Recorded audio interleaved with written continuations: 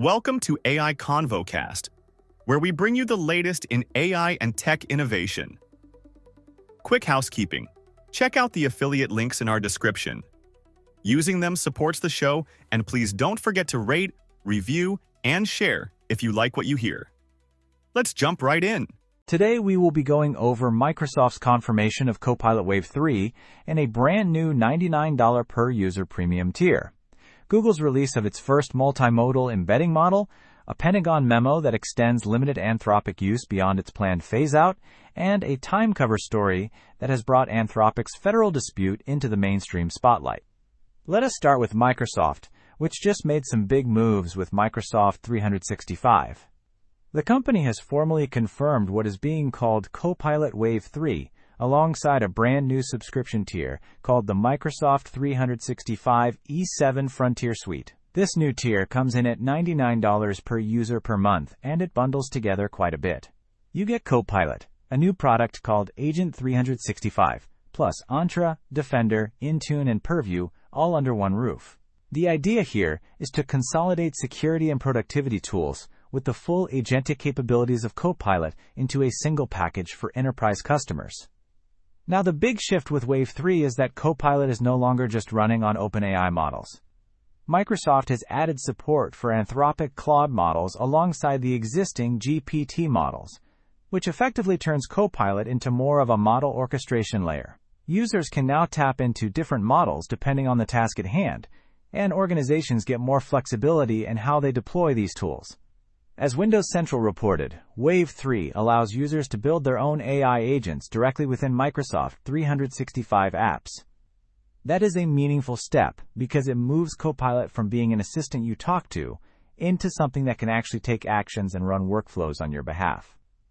There is also a new feature called Work IQ, which is an organizational intelligence layer that draws on your collaboration history and internal documents to personalize responses. So rather than getting generic answers, Copilot can pull context from how your team actually works and what documents you have been sharing. Agent 365 will also be available as a standalone product at $15 per user per month, starting May 1st of this year, and the broader Frontier program rollout is expected in late March. On Reddit, IT teams were debating whether the $99 price point is worth it given it consolidates so many tools, which gives you a sense of how enterprise buyers are thinking about the value proposition here. Shifting over to Google, the company quietly released something that developers are paying close attention to. It is called Gemini Embedding 2 Preview, and it is Google's first multimodal embedding model. Now, if you are not deeply technical, here is the quick version. Embeddings are essentially how models understand and organize information, so they can retrieve it later. Think of it like creating a map of meaning where similar concepts are placed close together. What makes this release notable is that it works across multiple types of content: text, images, video, audio, and PDFs, all get mapped into the same unified space. The release note stated simply, "Released Gemini Embedding 2 Preview, our first multimodal embedding model." Why does that matter? It means you could search for a concept across completely different formats. Imagine asking a system to find slides that match the style of a specific diagram, or searching your video library using a text description and getting accurate results back. This kind of cross-modal search is foundational for building better retrieval augmented generation systems, which are the backbone of most enterprise Copilot and search products. Google is also sunsetting an older model, Gemini 2.5 Flashlight Preview, with a shutdown date of March 31st, so developers using that model need to migrate soon. This release signals that Google is investing heavily in the infrastructure layer of its platform, not just the chatbot interface that consumers see. Now on to a developing story involving Anthropic and the U.S. Department of Defense. A memo dated March 11th from the Pentagon revealed that Anthropic tools will continue to be permitted in rare circumstances, even beyond what was previously announced as a 6-month phase-out period. Earlier this year, there had been significant federal pressure to restrict the use of Anthropic's Claude models in government settings, and a structured offboarding timeline had been put in place.